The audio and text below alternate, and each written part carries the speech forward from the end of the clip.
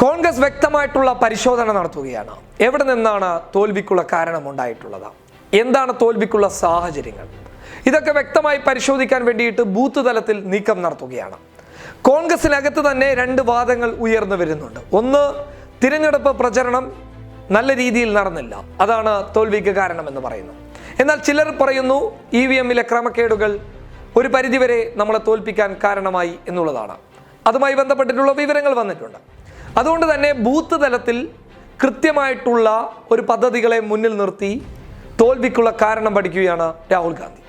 ഈ തോൽവിക്കുള്ള കാരണം ബൂത്ത് തലത്തിൽ പരിശോധിച്ചു കഴിഞ്ഞാൽ വ്യക്തമാകും എന്നുള്ള നിരീക്ഷണമാണ് കോൺഗ്രസ് മുന്നോട്ട് വെക്കുന്നത്. ഇതിൻ്റെ ഭാഗമായി ബൂത്ത് തലത്തിൽ നേടിയ വോട്ടുകളുടെ എണ്ണങ്ങൾ, നേടാൻ സാധ്യതയുള്ള വോട്ടുകൾ, ഇതൊക്കെ അടിസ്ഥാനപ്പെടുത്തിയിട്ട് ഒരു വ്യക്തമായ പരിശോധന നടത്തും. ഈ പരിശോധനയിൽ കൃത്യമായിട്ടുള്ള ഒരു മുൻവിധിയിലേക്ക് കടന്നു പോകും.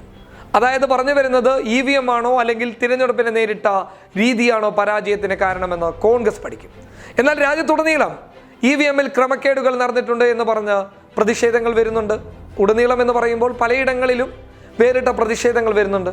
ഉടനീളം സോഷ്യൽ മീഡിയയിലാണെന്നുണ്ടെങ്കിൽ വലിയ പ്രതിഷേധം. എന്തുകൊണ്ടാണ് പ്രതിപക്ഷം ശക്തമായിട്ടുള്ള പ്രതിഷേധത്തിന് മുന്നോട്ട് വരുന്നില്ല?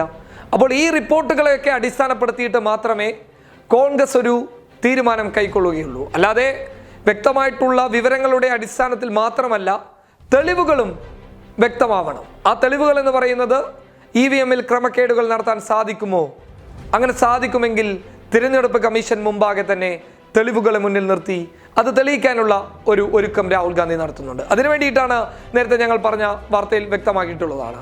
വിദേശത്തുള്ള ചില മിടുക്കന്മാരായിട്ടുള്ള സാങ്കേതിക വിദഗ്ധരെ ഈ വിഷയത്തിൽ കൃത്യമായിട്ടുള്ള പരിശോധനയ്ക്ക് രാജ്യത്ത് കൊണ്ടുവരും. എന്നിട്ട് പരിശോധനയിൽ കൃത്യമായി തെളിഞ്ഞു കഴിഞ്ഞാൽ തിരഞ്ഞെടുപ്പ് കമ്മീഷന് മുമ്പാകെ ഹാജരാക്കുകയും ചെയ്യും.